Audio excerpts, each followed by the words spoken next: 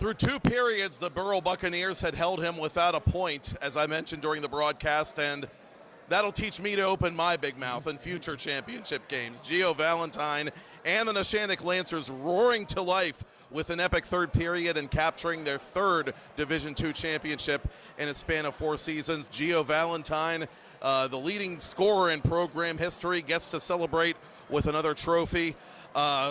How did you do it in that third period, Gio, just putting the team on your back the way you did?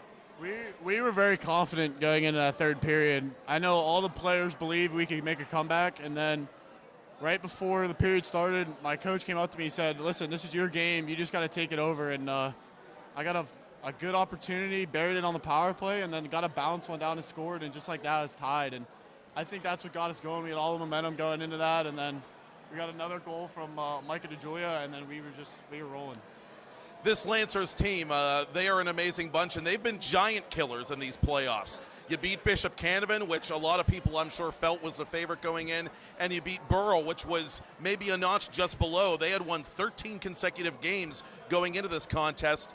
How are you guys able to match up so well with these great teams where other teams have had less success doing that? We knew it was going to be tough. I mean, there's a few kids that were on the team my freshman year, my sophomore year, and I think the leadership role helped. I don't know if every other team was prepared as well as we were. I feel like as the season goes along, we're always improving, where some of these teams just plateau almost, and we just got hot at the right time, and that's really all that matters, is getting hot towards the end of the season. 8 wins in your last 9 games, absolutely, including tonight, the big championship victory. Again, 3 championships in a 4-year span. I'm going to go ahead and call it a dynasty, just as hard as it is to win in the PIHL these days. That's about as dynastic as it gets. How are you guys as a program able to win so consistently year after year after year?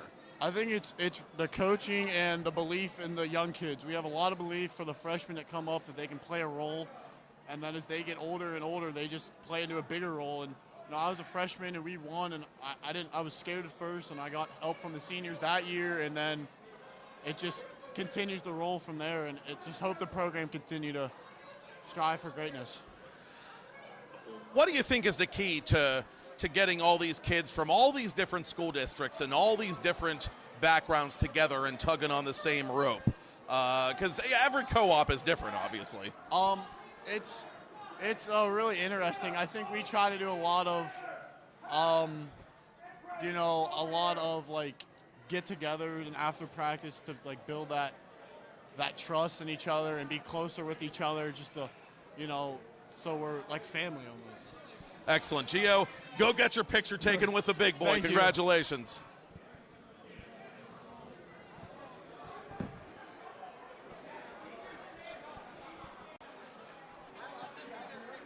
Yeah, we'll get them after the picture.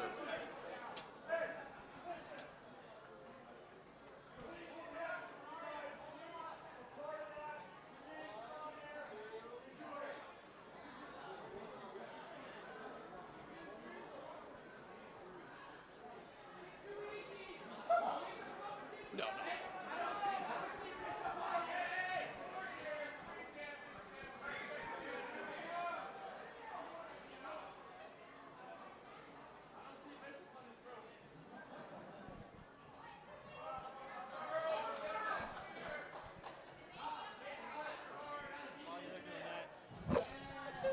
Oh wait, she's getting it. Okay. How was your interviews? For 2A game, that went great. That was our first one that we've done so far. Okay, cool.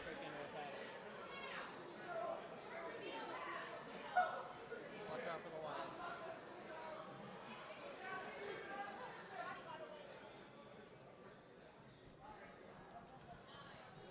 Typical Division II game. Yeah, you do. I got to be honest. That disallowed goal was interesting. It was interesting. That's all I'm going to say.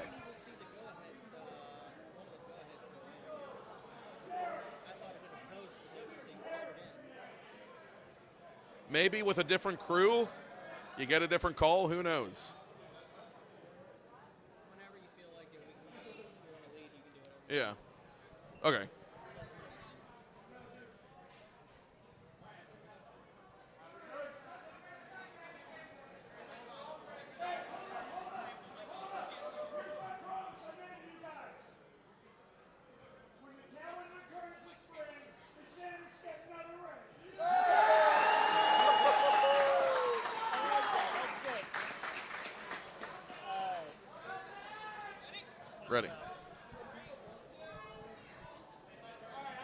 Matt Popchuk here with Brian Mitchell, waiting to hear from Coach Multeri and his victorious Neshannock Lancers. They're getting their pictures taken with the Division II trophy. Oh, what a night, Brian Mitchell. Would you expect anything less from Division II hockey? Pretty sure I said this in the pregame. It was depending on who could get what whenever they could, and they did.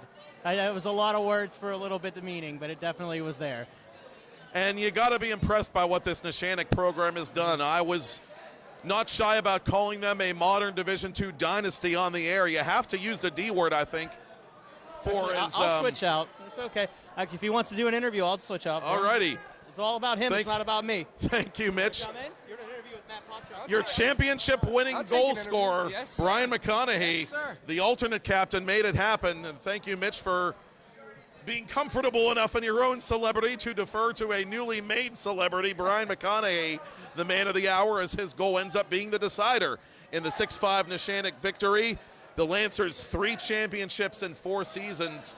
I was talking a moment ago with Mitch about the D word, dynasty. I think you have to call you guys a dynasty as hard as it is to win in this league. Oh, yeah. I mean, we're definitely a dynasty now. 3 and 4 years. We won first year, freshman year, and we went out senior year. That's a dynasty, 100%. Take me through your winning goal. It was a tight game, just a roller coaster of emotions for both teams. What did you see develop on that crucial play? Yeah, Petrov's a good player. He got the puck behind the net. He's our best player. So we forced him to one side, and Marcello Sarassi was at the blue line, picked him off, and then Marcello shot the puck. It bounced right in front of the net. I tapped it in. Great play by Marcello. You had a big game earlier in the season against Burrell on Halloween Eve, I believe, sort of a harbinger, I guess, of things to come. And it's remarkable how you guys are able not just to win consistently. You won 8 of your last 9 games to end your season, including tonight, but you've beaten all the high pedigree teams in Division II.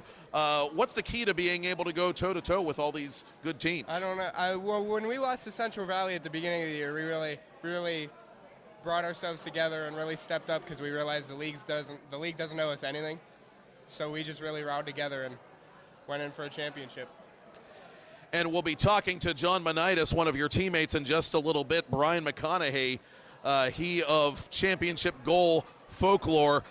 Brian, as I was saying to Gio earlier, I think it's remarkable what all these Division II schools do, because as a coach, you're not just trying to get one team from one school district all on the same page. You're dealing, especially in Neshannock's case, with a lot of kids from a lot of school districts, all from different backgrounds. Get them all to get on the same page, all tugging on the same rope, and you guys are able to do it and win consistently. Why is that? We're rivals for like WPIHL sports, so I mean, we really come together and play as a team. We work out together. We go out on the weeknights and weekends and just have fun together. We really bond. You mentioned being a part of other Neshannock championship teams, obviously. What impresses you the most about this particular Neshannock team this year? The way we came together after that Central Valley game, you could just tell the spark went in the locker room. And, yeah, I mean, the way we brought it together for the seniors in the room, we talked about it. We had seniors from past come in and say play for the upperclassmen like we did for them when we were freshmen and juniors, or freshmen and sophomores. A lot of lip prints on that trophy and a lot of blood, sweat, and tears go into winning that trophy. Yes, sir. Hard-earned victory by the Neshannock Lancers. Congratulations, Brian. Thank you.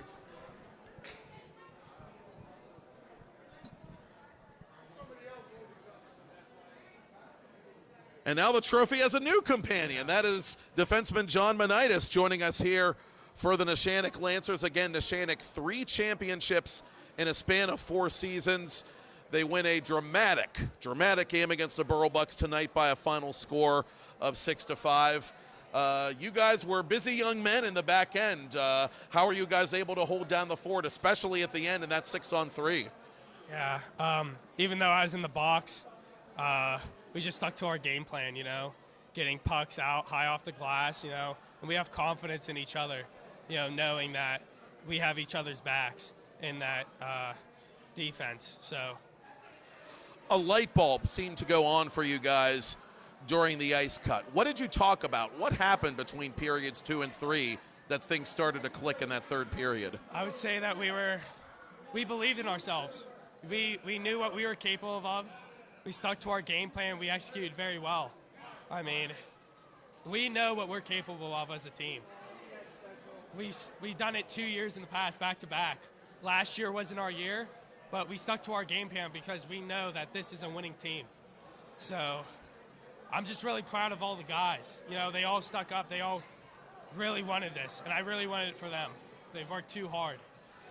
And it's so hard to win in the postseason. We've seen very capable teams fall short in postseasons past. This Neshannock team, again, 3 championships in 4 years. That's as dynastic as it gets in the league these days. How are you guys able to win so consistently?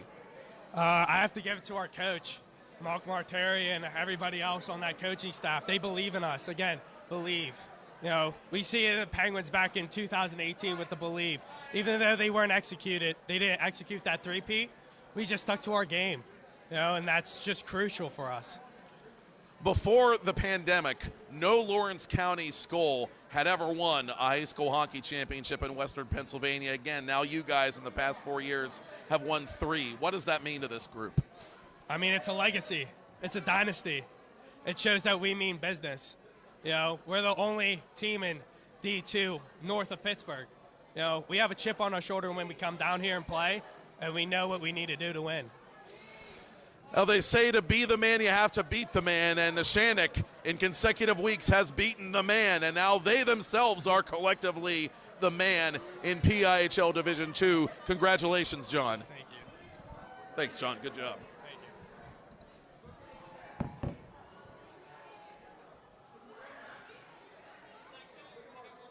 We'll get a couple more because we got to talk to Coach still.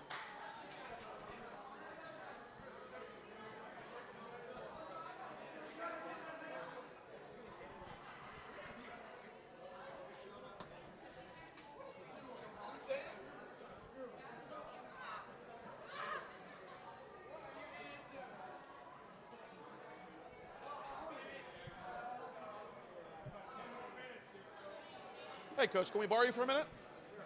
Matt Popchuk. How are you? Mark. Congratulations. Thank you. Thank you. Yep. 6 years, Mark Multeri has been in charge of this Neshannock varsity co-op program. 3 championships in just a 4-year span for the Lancers, including tonight, a thrilling victory in a seesaw battle with the Borough Buccaneers. Coach, I've asked the players, I'll ask you. Every co-op is different, obviously, but you guys represent really a hodgepodge of school districts in Mercer and Lawrence counties. Yes. How are you able to get so many kids from so many different backgrounds on the same page to a point where this team achieves at such a high level? Well, I mean, we preach so much family, friendship. A lot of these kids grew up together in the same Lawrence County Lightning program. You know, we've got guys, alumni come back and work out in the summer. We got alumni come and they practice with us. They have a voice in the locker room. They're the bridge from one championship to the next.